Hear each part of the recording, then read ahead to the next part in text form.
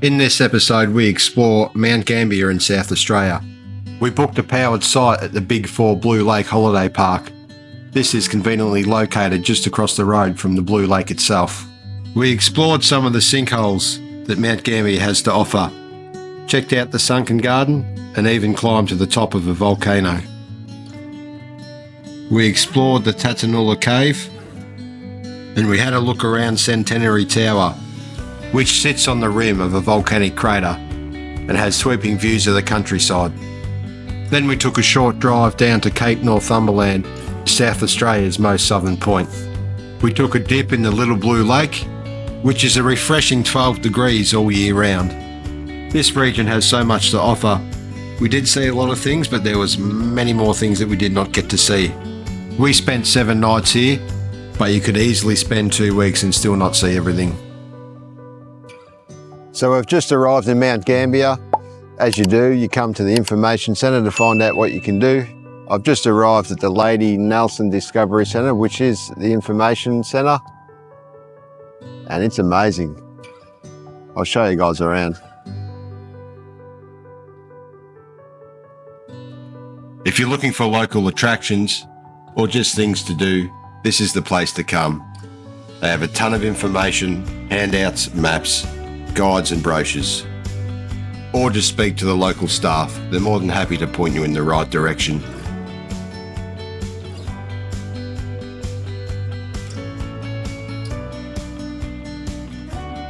Follow me as we have a quick look around.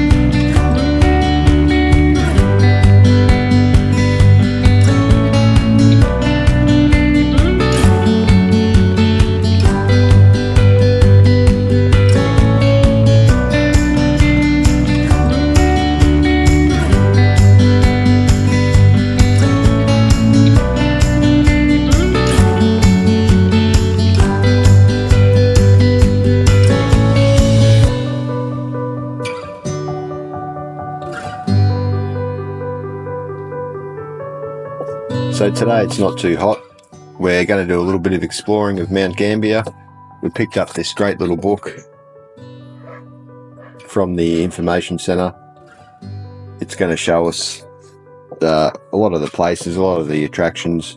We're going to look at some of the sinkholes, the volcanoes, the sunken gardens, and a couple of swimming holes, possibly the Big Blue Lake, which is just over the road from the caravan park where we're staying.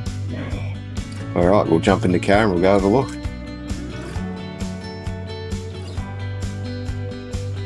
We headed out to Mount Schank, which is known as Australia's youngest volcano, and it was said to last erupt around 4,500 years ago. We walked up the track to the top of the volcano. It's a 900-metre walk.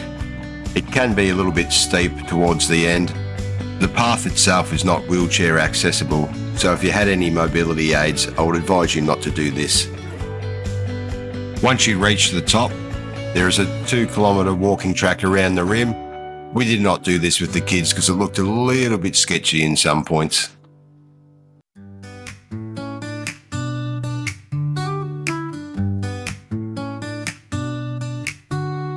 Neon lights flicker, the city awakes. Rolling down the strip, make no mistakes. Heartbeats pumping like a bassline groove. Every shadow dances, you can't help but move. Feel that fire in your soul ignite. The stars are shining brighter than tonight. In this desert heat where passions roar, we're turning up the volume, let's explore. Light up the night, a burning flame. Vegas is calling and knows our names. We're love on fire and dreams so wide. Let's paint this town with Cards are shuffling, fortunes in play. Electric vibes pulled us further away. Whispers of lovers wrapped tight in a scene, a tapestry woven from red-hot dreams. Dancing shadows glow beneath the moon's light.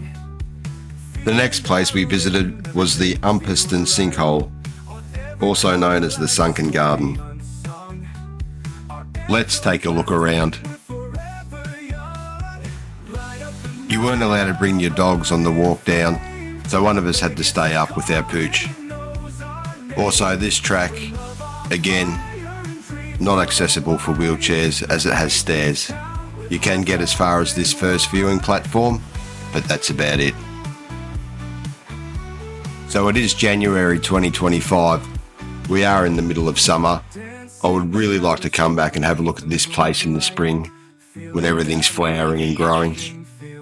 Let's have a walk around. A story unsung, our anthem blasting, we're forever young. Light up the night, a burning flame. Vegas is calling and knows our names. With love on fire and dreams so wide, let's paint this town with hearts open wide. Burning love everywhere we roam. Underneath these stars we found our home. Sparks fly high while we chase that thrill. In Vegas nights we'll never stay still. Light up the night of a burning flame. Viva Las Vegas, we'll never be tamed. With love on fire and spirits high. In this crazy dreamland it's do or die. Hey now, hey now, hey now. Love's on fire, hey now, hey now. Let's light it up tonight. Hey now, hey now, hey now. Love's on fire, hey now, hey now.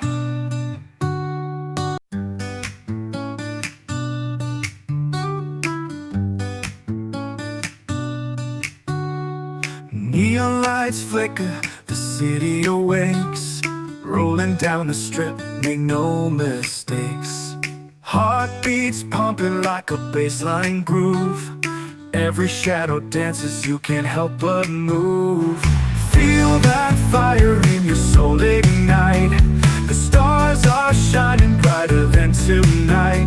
In this desert heat where passions roar, we're turning up the volume, let's explore. Light up the night, a burning flame. Vegas is calling and knows our names. We're love on fire and dreams so wide. Let's paint this town with hearts open wide. Cards are shuffling, fortunes in play. Electric vibes pulled us further away. Whispers of lovers wrapped tight in a scene, a tapestry woven from red-hot dreams. Dancing shadows glow beneath the moon's light. Feeling that rhythm, everything feels right. On every corner lies a story unsung, our anthem blasting, we're forever young. Light up the night, a burning flame. Vegas is calling and knows our names. We're love on fire and dreams so wide. Let's paint this town with hearts open wide.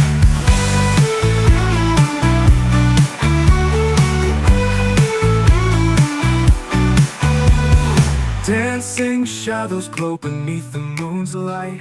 Feeling that rhythm, everything feels. And our last stop for today before heading back to the park was the Little Blue Lake.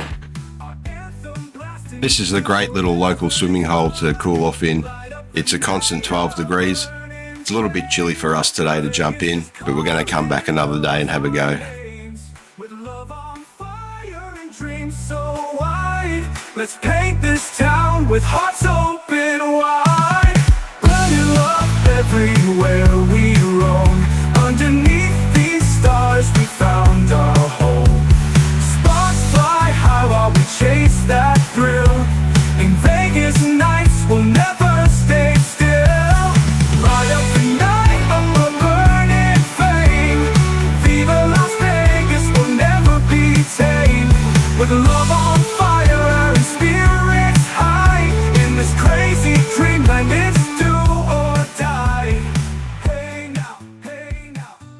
Big 4 Blue Lake Holiday Park. This is where we stayed. We booked a site. This place is fantastic. There's lots of open grass areas for the kids to play, a nice swimming pool, and the sites are a generous size. With plenty of room for a vehicle, a gazebo, tents or swags. What more can you want? They have a huge range of cabin options available and exceptionally clean toilet facilities, laundry facilities, and camp kitchen facilities. They even have their own on-site cafe where you can get fresh coffee and a nice cooked breakfast every morning. Let's take a quick look around.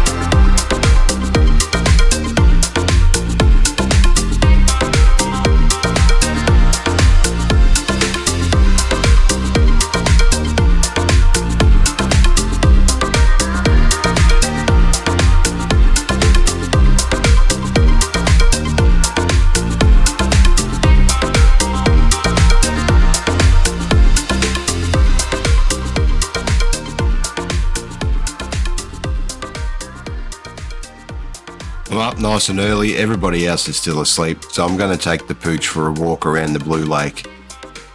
This track starts literally outside the front of the caravan park. It's a nice easy walk. There are some great lookouts along the way. You can get around the whole lake in about an hour if you choose to go the whole distance. Let's have a quick look now.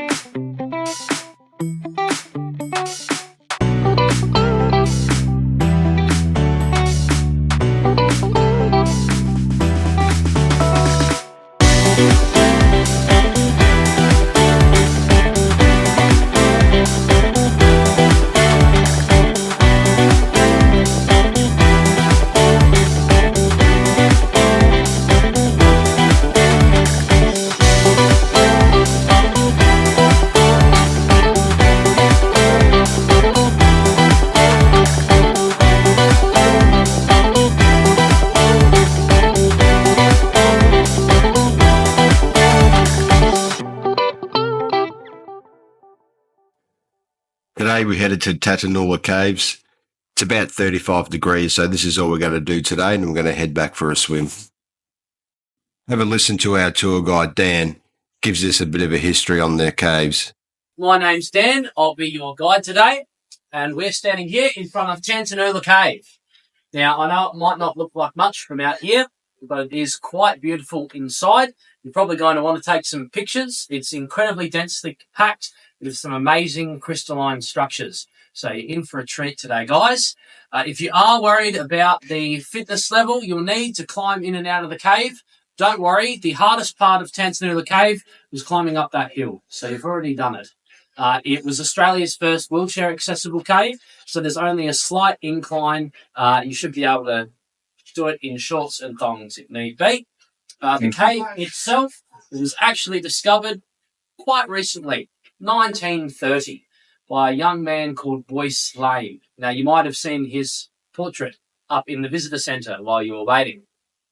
Boyce was 16 years old at the time, and one of his favourite activities is he would like to walk along the up and down rocks, which is what we call this cliff face here. They were part of his family farm, and he would often go rabbiting. He had a little pet ferret he'd take with him, and he would send that ferret down a rabbit hole. It'd flush the rabbit out. He'd bag it up, send it home to mum and dad at the farmhouse, and it would be rabbit stew for dinner. And you can imagine, 1930, the Great Depression has just started.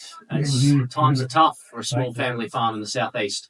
So Boyce is out here most days looking for rabbits.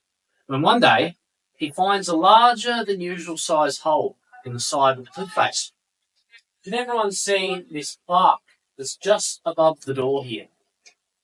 So that plaque, where it is set in, is the original entrance to Tantanoola Cave. Would have only been about this big, not very large at all. But Boyce thought there might be a rabbit hiding down there. So he grabbed his ferret and he sent it down into the hole. And he waited, but there was no sign of the ferret. So he looked at the hole and he thought, you know what? I think I can just about fit in there. So he squeezed down, got down on all fours, thought skinny thoughts. In through the hole he went until it opened out to a bit of a shelf overlooking a really pitch black chamber. And it was so dark in there that he knocked over a rock and it tumbled into the cave and it made an almighty boom. And to quote Boyce, he got out the cave a lot faster than he got in. He ran right down to the farmhouse. He told his brother. So they grabbed a torch and a rope. They came back to the hole here, climbed through, turned on their torches, and they found this massive chamber full of all these really weird, alien-looking rocks and crystals. And within a fortnight, the entire family were running cave tours in and out of that little hole there. Originally, if you were on a Lane family tour, you would climb through the hole, you'd slide down on a big tarp, like a massive slip and slide, you'd have a look around the cave with your torch, and when it was time to go, you'd have to haul yourself all the way back up again on a massive rope to climb back out of the hole. And the Lane family ran cave tours that way up until the 1970s, when they sold their family farm, this block of land, to Millicent Council, who then, in 1980, donated it to us here at the National Parks and Wildlife Service. And we felt that sliding down on the slip and slide and walking wherever you wanted in the cave probably wasn't the best way to conserve it. So in 1980, we blasted through this access point here, placed down all these paths within the cave, and we've been running tours like this ever since. In fact, I'm very proud to say that a couple of years ago, the cave and this cliff face here, they both gained state heritage listing. So they're protected under Commonwealth law. We can have more lovely people like yourself come through and explore the cave. And that's what I'm going to get us to do now. Just a few short ground rules before we head in. I just want to make sure that we're not eating or drinking anything other than water when we're in the cave. Although if you do have medications that you need to take, you're more than welcome to take those in the cave. When you're in the cave, making sure that we're not touching any of the structures and that we're not walking on the cave floor. Now, if we walk on the cave floor rather than the path, we can actually crush some of the features that are still forming right now. So making sure we're sticking to the path, and if we touch any of the cave features with our hands, we actually have oils in our skin that will start to stain and corrode the really delicate crystal that's in there. So making sure no touching the structures either. Now, when we're walking through the cave on these concrete paths here, just be mindful. It may be a little bit slippery here and there. We did have a few mil of rain last night, and there is constantly water moving throughout the cave. So some of the paths may be slippery. Just take care when you're walking. Make sure you're walking and that you're not running. And in some of the steeper sections where there are stairs, just feel free to use the handrails if you need to do so. Sounds good, everyone? All right, so I'm going to take us in the dark. What I'm going to do is I'm going to give a little bit of a talk, give a bit of a grand reveal, because I'm a bit of a showman like that. And then I'll turn on all the lights and you'll be able to walk around at your own pace and take as many photos as you want. So for the first half of the tour, I could just ask if we put our phones in our pockets and our cameras down.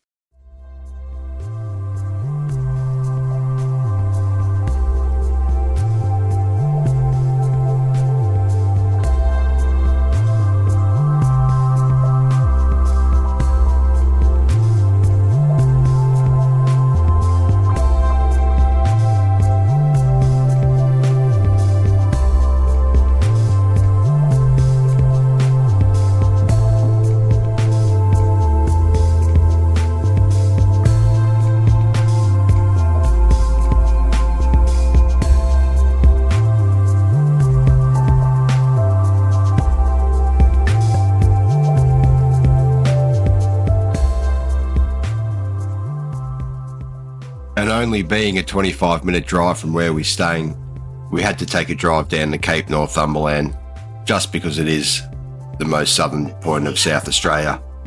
And while you're here, you got to tick those kind of boxes. It is a beautiful piece of coastline and it has a lot of history, a lot of shipwrecks, and the ruins from the old lighthouse. If you do get down here, you can read the plaques yourself. There is a lot of information on the history of this beautiful piece of coastline.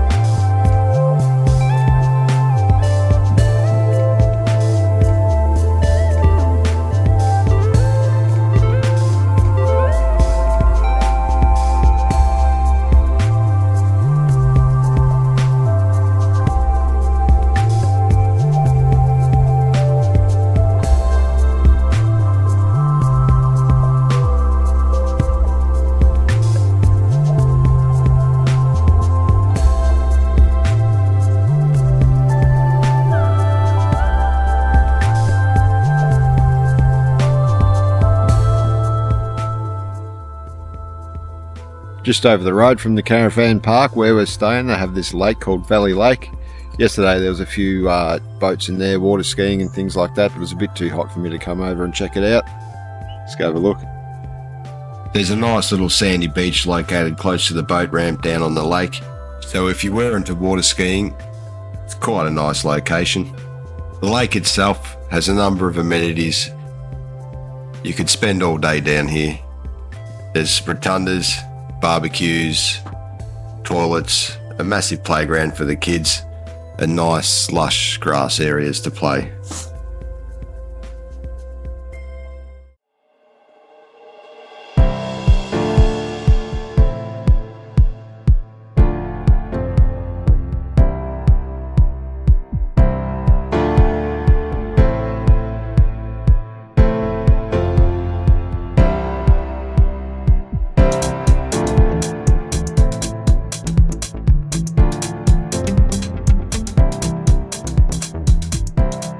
There are also a couple of nice lookouts scattered around the reserve. This one here is right at the base of the Centenary Tower. The short walk from this lookout up to the tower, which I did not do today because the flag was not flying, so that means it is not open. So I think I'll just unpack the drone and send it up for me.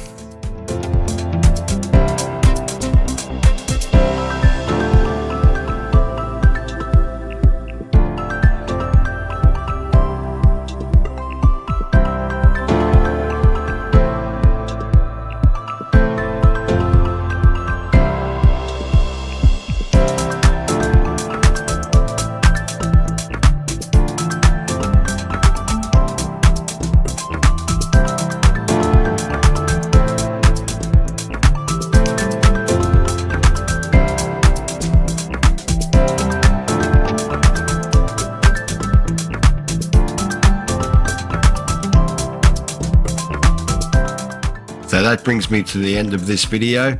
I had to take a still frame of this shot. I just love how it captures the big blue lake in the background, the Valley Lake there in the foreground, and we've got the caravan park in the middle of both lakes. I hope you guys enjoyed this content. Please feel free to like, share and subscribe, and have a great day.